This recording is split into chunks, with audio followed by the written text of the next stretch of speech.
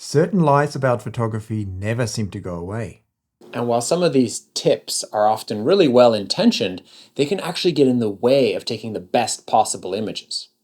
So let's debunk some of these and get you on your way to taking amazing photos.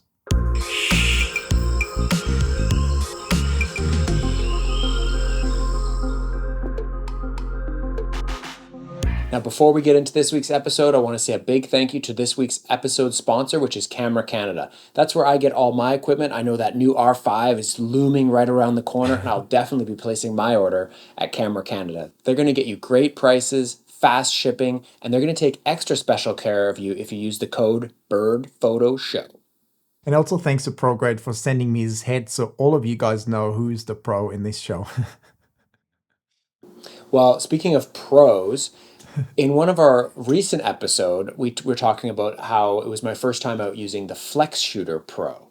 And I overall liked the product, but if you remember, if you watched that episode, I had a problem with that small little silver knob. So I went out in my shop, and as you can see here, I've added a much larger knob. I just bought this knob, I used some epoxy, and I put this on here. And now, instead of this tiny little knob that you have to turn, and you can see it's got these big kind of detents here, and now I can turn it down. I can really crank down on it. So I'm about to head off on another shoot next week. I'm going to test out my new and improved Flex Shooter Pro, and I'll let you know how it goes. And if it works, you will bring 3 of those knobs to Australia and convert all of my heads. There you go. So Glenn, you and I would never lie to our audience, but there's certain sort of topics or rumors or lies floating around at photography that actually hinder people from succeeding rather than sort of taking great images. What are some of those? Well, there's a lot, but I think a great one to start with would be that sort of these perfect images will come flying straight out of your camera, and that any kind of image editing is bad, and that you should be getting these images just perfect out of the camera. That's just not really a thing in the era of digital photography. I mean, the word raw file in itself kind of suggests that what you're getting out of the camera is kind of raw. So at least a basic good editing workflow should be applied to all images. And I would argue that even an almost perfect image straight out of camera, and that does happen sometimes, even though not very often, could still be enhanced with a little bit of editing, even if you're just only doing a slight levels adjustments and a few other tweaks. But the idea that there's no editing needed at all, I think, is a little bit antiquated, and we should really try to aim to get the most out of the photos. Why should we be happy with something that's kind of here if we could take it to up here with just a few little steps? Yeah, absolutely. And everybody can decide how much or how little editing, but I would say in this era, all images should have at least some basic processing. We've got some great resources for you guys down in the description if you want to check them out. Jan's Masterclass My eBooks. You can take it as far or as not far as you want, but in the era of digital photography, I think it's silly to think that perfect images come straight out of the camera. Another belief that many photographers hold is that you can only take great images in sunlight and especially low sunlight. And while you obviously can get beautiful images in that sort of nice soft light, it's not the only light that allows you to get great images. And for instance, on birding trips, it can actually be not very helpful if the sun is out all the time. Absolutely. I totally agree. I mean, and in fact, I remember when I just started out, and I definitely believed this. Because when you start out and you don't know a lot about digital image editing, it's a lot easier to just kind of get these, low angle sunshine images right into the camera, and they do look better than some other options. But as you move on in your photography journey, you start to learn that flat light can actually open up a lot more possibilities. You can shoot for more of the day, you can be a lot more productive in the field, and ultimately, if you know how to edit your images, it's like starting with a better blank canvas to work from, as opposed to these sort of low angle sunshine shots that you may or may not need to do anything with. But definitely the case is that if that's the only light you're trying to shoot in, you're extremely limited in your photo opportunities. And I feel like the more you start shooting in flat light and the more you learn how to get the most out of those images by adding more contrast, more vibrance, and more color, the more you start to sort of dislike the low sunlight as well, because it starts to introduce a lot of color casts into your photo. So I definitely gravitate towards taking images in sort of nice low overcast light. With the sunlight, because it's so much more directional, you're a lot more forced into the image in camera, whereas with a nice flat file, you can tweak it a lot more. Yeah, absolutely. And I think another kind of beginner mistake or misconception that a lot of people have is, you sort of learn to understand that, low ISO gives you a higher quality file and high ISO is grainy and noisy. And therefore, I should always try to shoot at the lowest ISO possible. This is interesting that you bring that up because even you and I kind of differ from that. I think I've gone way to the other end of the spectrum and basically only use high ISOs. I hate shooting under like a 500th of a second, so I'm often at ISO 3200, 6400, even 12,800. I know looking at some of your photos, you definitely like to push it a bit more in terms of shutter speed, and you still try to get a bit more low ISO shots Hey, in. why are you sneaking around looking at the metadata of my photos? Just sometimes it's interesting to see what other photographers do. But you had a blue grosbeak image in particular the other week that you shot in southern United States. And that image really surprised me because it was somewhat decent sunlight, but you had fairly low ISO and a pretty low shutter speed. So you like to live risky I like sometimes? to live on the edge sometimes. No, I think I actually in that scenario, probably what happened, and we all kind of are subject to this, end of the day, the light's dropping, and 10 minutes earlier, it was probably quite a bit brighter. Yeah. And maybe I just didn't tune into the fact that the light had dropped a stop or two and didn't adjust my ISO. And probably the correct thing to have done in the field would have been to raise my ISO, Yeah. but I just didn't do it. And I got away with it in that case because the image still held up, but I just as easily could have missed the shot because I didn't have an adequate ISO. So, this day and age, we've got some amazing programs to use to reduce the noise, whether you want to use DxO or Topaz or Adobe Enhance or whatever you choose to do.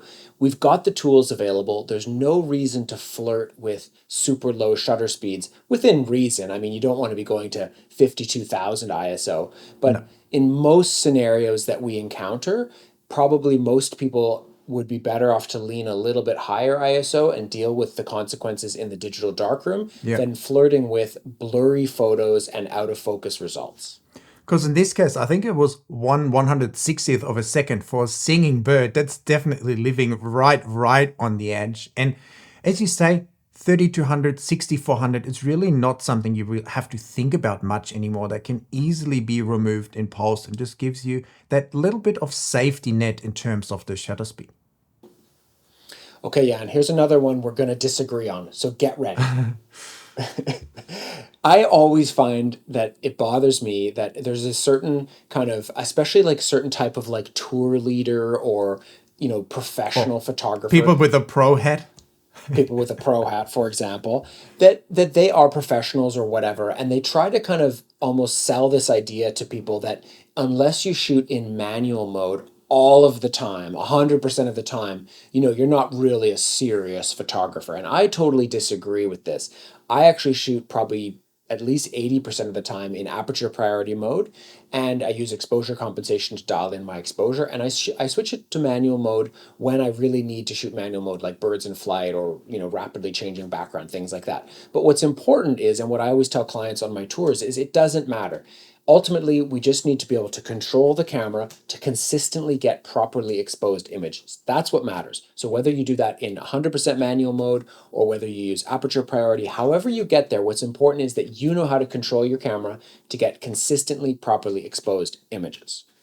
I definitely agree, even though personally I only shoot manual mode 100% of the time because I just like the control over the camera. I just hate when suddenly one photo is brighter, one is darker, if things change a little bit. But I totally agree that people should pick whichever camera mode makes them feel the most comfortable and allows them to be the quickest with their camera.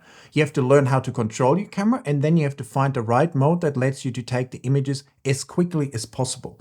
And one mode that's probably more popular these days than aperture priority, that's kind of the old school way of doing it, is to use manual mode with auto ISO, because then you can still set your aperture and your shutter speed and just let the camera float the ISO. And we just said because you can let the ISO float so high these days, now it's not so risky anymore. In the past, it was a Yeah, lot true. harder to use auto ISO because you kind of wanted to limit it at 3200, but then you would probably end up with a lot of underexposed images a lot of times because you needed to have either a lower shutter speed or wider aperture to get that sort of shutter speed with that ISO. But now we can use 12,800 as the limit, for instance, and that should cover you in most cases. So ultimately, even though I like to shoot full manual, whichever mode is the right one for you is what you should pick and do.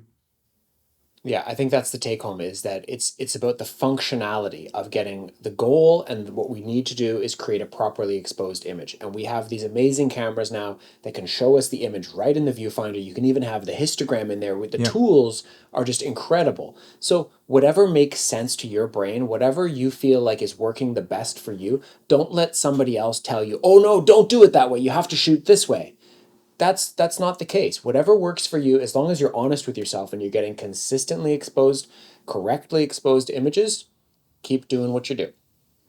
Although it can help you to use a mode that challenges you more or makes you think about more what you're taking. If you do everything in like automatic mode, it doesn't challenge you as much as a photographer. So I think the more manual you do things, the better of a photographer you eventually will become, because you're understanding a lot more aspects that bring all the final image together. Looking at all the gear that I've been using over the course of the last few years, you'd think I'm lying if I say gear isn't everything, but it's not everything, is it? No, I mean, Jan has a problem. But no, we have to look back. Okay, the cameras that I started with, film cameras, first of all, and I'm not going to say that those were great results. I was just learning and everything like that, and that was a serious limitation. But my first digital camera, of which some of the images, I've put in still in books and things like that, was a Canon 10D, and I had a 300 millimeter f4, which is a great lens. Was a great lens. But compared, everyone thinks, oh, you have a 600 f4 and the R5, so it's just because of that you can get these great photos. Well, that's not true. I mean, if you gave me one of those older cameras and a decent quality lens, I could still go out and take really good pictures. Of course, I would, target certain things. I would use the equipment that I have for the maximum benefit and look for the right opportunities. But I think it's really important that with any of the modern equipment that's out there today, you can absolutely take some fantastic bird photos.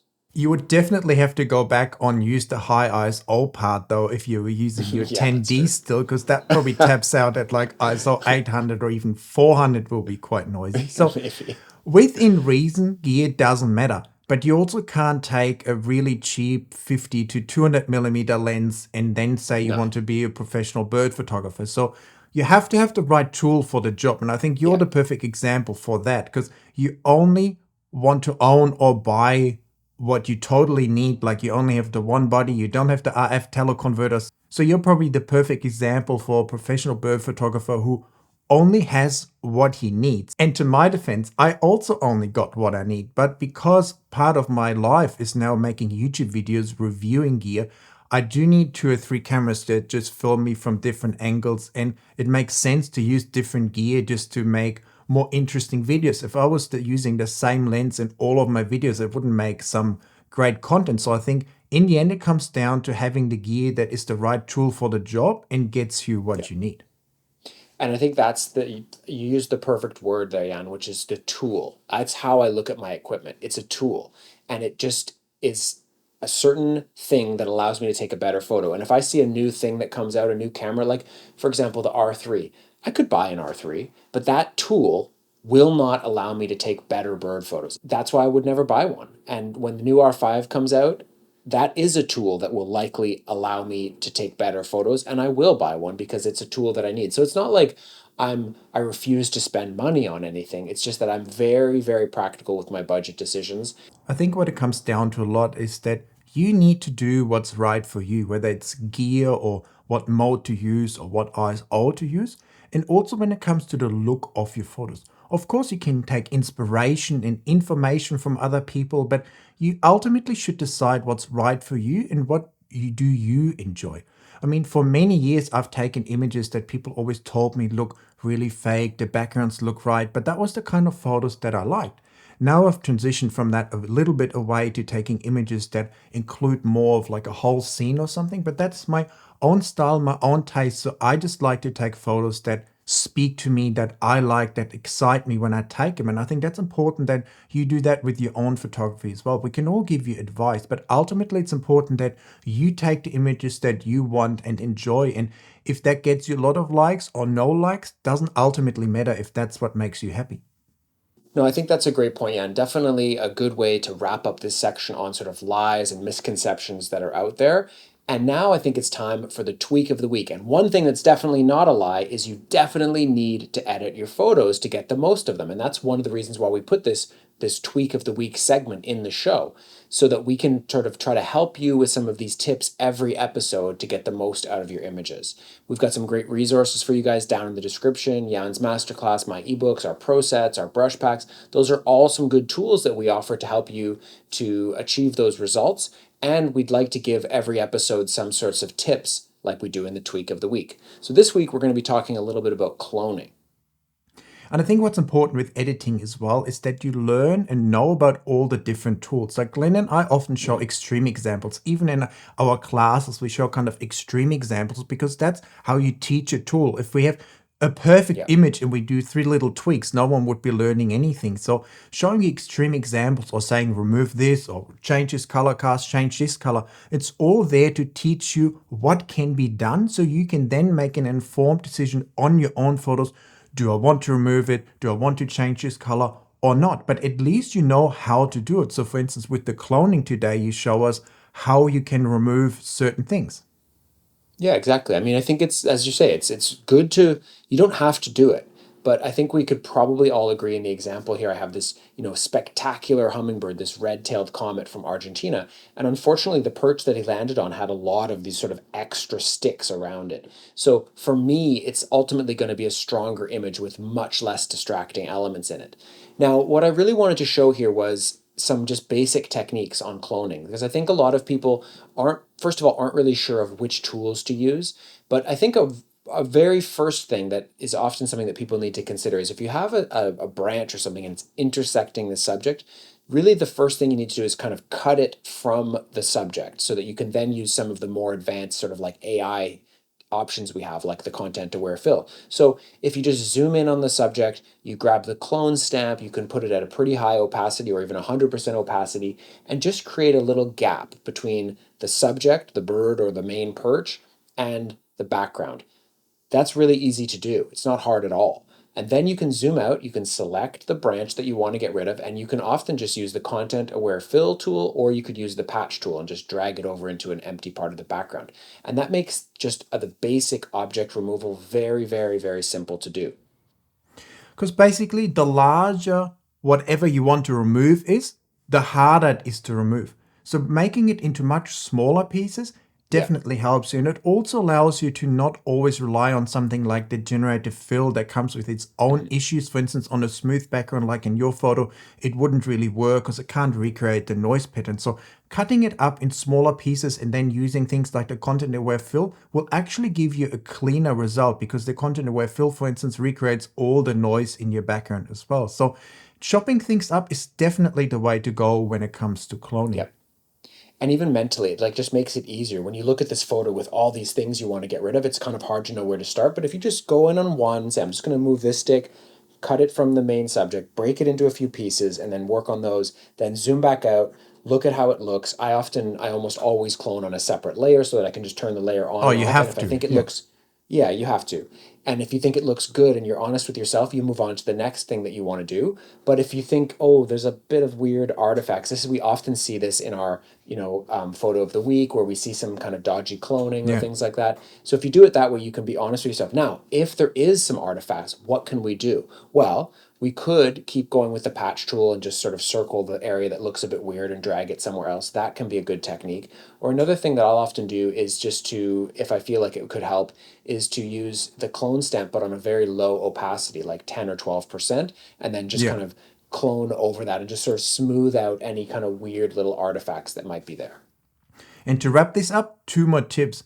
First of all, it's much easier to remove anything you want on an image that has very little noise in it. The more noise you have in an image, the harder it is to clone, for instance, because you're copying the noise from the left to the right. So the less noise you have, the easier it is to clone. And then it also allows you to use the low opacity clone tool to sort of clean up your work. If there's a lot of noise in the file, you end up with a sort of smoother looking image. You said one important thing, you always want to clone on a new layer. So you can either add a layer mask to it, or you can just remove what you've done, or you can click it on and off so you know what's happening. If you clone your background, it's actually quite hard to then remove what you've done. So I wouldn't do that. And the best way to do it is actually to just open an empty layer, and then at the top of the clone tool, make sure that it says select all layers or current layer and below, and then you can actually clone on an empty layer, which keeps your file size a lot smaller as well. And it just one little click on the plus sign at the bottom where the layer panel is. That's a great tip. So in summary, you're always going to want to remove the noise from the photo first before you do cloning. Yeah. You're going to want to do any cloning on a separate layer, whether it's a full layer or a blank layer, like Jan was just saying. And if you have an object that you want to remove, break it into pieces, separate it from the main subject, then break it into small pieces, and then use the other tools like the patch tool or the content aware fill tool. Then check your visibility, make sure, be honest with yourself. Did you do a good job? Does it look great? Okay, fine. If not, then you can clean it up with the patch tool or with the clone stamp. So that should really help you to get some better results when it comes to cloning. And now it's time to check your dodgy cloning work in the photo of the week. Okay, so my first image this week is by Jawad Clicks, and I believe this is probably in India, of this really cool lapwing. And I think this is one of those ones where some nice low angle direct light actually really helped this one. When you're shooting on water and you want to have this like beautiful blue sky Yes. reflected in the shot, and a bird like this that has this iridescent plumage, this image would never look really good and never look like this on a cloudy day. So we had great conditions, a nice pose, nice low angle perspective, just a beautiful shot overall. I thought it was a really good one. What do you think, Jan? Looking at it, I think it's really nice, and there's not much I would do to it. Maybe to present it on Instagram, I would crop it a bit tighter so we can appreciate tighter, the yeah. colors on the bird more, because they captured really nicely that sheen and the green color on the wing. So a beautiful image overall with some good editing as well. My first image is of the critically endangered swift parrot from Australia, and it's a beautiful shot. There's actually this one spot down in Victoria where 50 of them turn up to a certain dam every day. So a lot of people have gone to that spot, gotten some photos. And overall, I think it's the perfect pose you could get from a bird. That's the main reason I picked it. Like, you couldn't ask for a better pose. You see the beautiful tail, you see the wing, you see the belly, you see the face, the bird's looking at you. I think that's overall really perfect, but then some of the other elements and the rest of the image may let it down a little bit. What are your thoughts on that?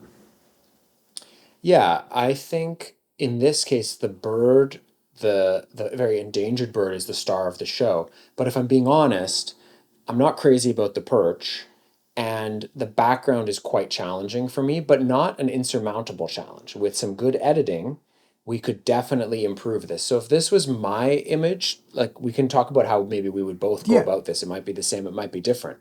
So if we can't do anything about the perch is what it was. Obviously, if And this was, as you say, yeah, sorry to interrupt you, but it's basically a sight. You don't want to interrupt the bird. It's rare birds. Like sticks sticking out of the water. The birds land on it before they go to the water. So it's not like you yeah, can just go there, stomp in front of all the other photographers, chase the birds away, put out a beautiful no. perch. So we have to live with what we have here. However, if you said, like, and I don't know the situation, but if they are coming there every day after they're gone, Yeah. or in the middle of the day when there's no birds around, if they're coming to the same spot, you could definitely try to strap up some better perches and Yeah. maybe they land on them, or maybe that's not allowed. Obviously, I don't know what's going on at the Yeah. site, but with the raw material that we have here, the bird, spectacular. The perch, not great. Can't do anything about it. Now, as for the background, which is the other element of this image, which is the challenge. So we had obviously a background where there was like shadow and then like a band of light and then more shadow. So we, in my opinion, having those horizontal lines going through the image is not ideal at all. We need to somehow clean up the background and make it more uniform. I don't think we want the dark kind of two upper bands to go in the other end. So that means we're going to probably want to, clone from the middle brighter band and bring that up to the rest of the image. So probably what I would do is select the subject and then invert my selection to select the whole background with a nice little feathered edge around the bird. And then I would clone from the middle part of the background up around the bird's head and up around there, and then also down behind the tail into the lower part. And just try to even out the overall background to be essentially all the same brightness as that middle part. So this is the challenge when you're photographing birds coming to dam, because especially if you're sitting higher, you're shooting in that sort of dry mud on the other side of the dam. This is what's happening here. And then you have a bit of sunshine on it and a bit of shade. So I was wondering, I haven't been there, but if you're in the field, if you went much lower, at some point you will get trees or grass and a probably better colored background. Now that would probably be quite uncomfortable, but that could be one solution in the field. Yeah. Although I don't know how low this stick is to the water. Maybe that's not possible, but that's something I would try in the field so I wouldn't have to do so much editing. When it comes to the perch, I would probably try to use the liquify tool to just shrink it a bit in size. And you can also push it in a bit to give it a little bit more shape. And you could also think about maybe removing a little bit on that left-hand side or give it a little bit slightly more of a rugged edge to make it look slightly more interesting. And I would probably also pull out the color from it. So it's more gray, looks more like a dead perch, and it doesn't have that color in it that kind of distracts from the rest. And then when it comes to the background as is, I think it will actually be quite challenging to clone here. So what you could also do is either use a linear gradient to brighten the background, or in this case, what could probably work is if you just select the background, make a new layer, and then use the brush tool at 15 to 20% opacity, sample the color from the middle, and then just swoosh over with the brush a few times. And the advantage there is that you then don't clone accidentally too close to the bird or too close to the edge of the frame. You're cloning parts of the image all over your background. So in these cases, if it's just a little bit, you might be able to also use the brush tool just to get a quick fix to your background. Yeah. Yeah, so a few options, but just I guess the important thing is, and this is what we're always talking about with image editing, there's lots of ways to get there, but it's important that we have the vision, first of all, in the field. So if you're sitting there and you're, sitting there and you look and you notice that you have that going on in your background, you have the option of potentially moving and getting it better out of the camera. That's definitely preferable, but we don't know. Maybe it was, maybe it wasn't possible. Yeah. And then in the digital darkroom, it's up to you. Again, maybe that's not something that you want to do with your image and you don't want to, play with the background that much. But I know for me, if it was mine and it was this endangered bird and I only got this one, great pose and everything like that, I would definitely put the time in to improve the background. So here would be the quickest fix if you don't want to do much editing, because what we need to do ultimately, what we always say is make the bird stand out. So I would actually add a little bit more saturation to the bird, desaturate the perch, and then if you just want to do a quick fix, either lighten or darken the background, because that would also put more emphasis on the bird and would be the quickest fix here. Or you could, for instance, brighten the darker areas and darken down the middle a bit. So it just becomes a little bit more of a uniform background that really makes the bird shine, because of the three elements we have in the photo, background, perch, bird, the only one we really want to showcase here is the bird, because the other ones are a little bit challenging. So overall, a fantastic image that could be a phenomenal image with a little bit more editing. Hard word to say. All right, so for my second image this week, it's by Lindsay Van Forest, Nature, and it's of this beautiful blue throat singing. I like a lot, I like most of the things about this image, but I again think there's a little bit of something going on with the image editing that I would want to look into. But let's play the game, Jan. What would you do differently here when it comes to this image? This image is a prime example where cleaning up your colors will have a tremendous impact. It will make it look so much sharper and so much crisper. Because what's currently happening in this image is it almost feels like there's like a sepia kind of brown filter across the whole image. The only color that's sort of clear is the blue on the throat. The rest of the image all has that kind of murky brown tone a little bit. Yeah. So at the very least, you would have to select the perch and the bird and clean that up, for instance, with a selective color layer in neutral. Make sure that the perch is brown. Make sure that some of the areas on the bird have the real colors, because even normally the belly of the bird's a little bit brighter colored, and it just, everything feels like it has a little bit of a brown cast. So we just play around with the sliders to make sure that the bird looks nice and crisp with clean colors. And then also the lichen on the perch, for instance, has that sort of gray, yellowish brown color. I think you could clean it up a bit more, make it crisper, more yellow. So there's more separation between all the different colors. Other than that, I think it's a great image. It could probably go a little bit brighter overall as well. Brighter If we as well, open yeah, a histogram on this, I'm sure there's a big gap on the right-hand side. So Yeah. pull that in to make it brighter. But a beautiful image. It definitely needs some tweaking to make it look really nice, and also it will look much sharper with cleaner colors. Yeah, you nailed it. That's exactly what I was going for. I think this is a great example of the photographer has done everything right in the field. They've captured a fantastic image, and their kind of digital darkroom workflow has let them down just a little bit. It's also possible that their monitor is not calibrated and that they're not even seeing this cast. That's a really important thing, and that's why it's so important to make sure that your monitor is calibrated.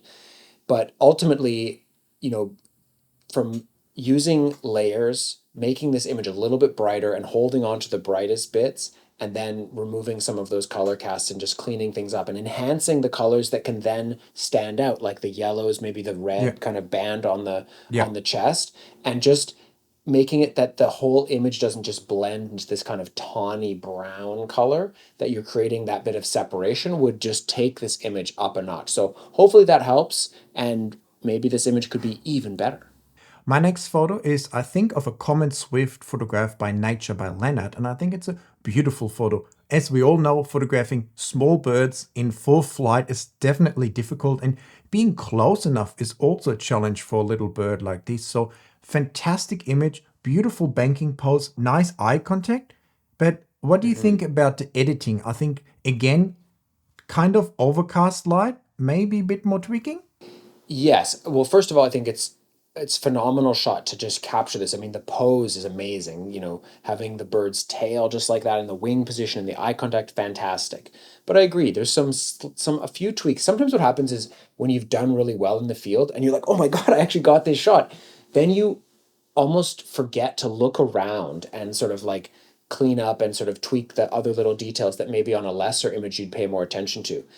In this image, I think there's some brighter kind of areas up in the top right and that sort of yellow blob The there, yellow, which is yeah. not adding, it's not adding to the image. So I would definitely clean that up. And that would be super easy to do. You could probably just select it in Content Aware Fillet, or you could grab them and patch tool them out. Whatever the case, I would get rid of those. And then I think the bird overall maybe could be a little bit brighter and definitely a bit more like mid-tone contrast, I think would Yeah. really help this image to kind of just, I don't know, just to tweak it that little bit. And the background is overall quite nice, although maybe a little bit warm for my taste. But overall, it's got again all the raw elements of a phenomenal image. I'd be super happy to see this on the back of my LCD. Oh, But I would definitely. want to go a little bit further in the image editing to bring it out and just make it that kind of wow shot.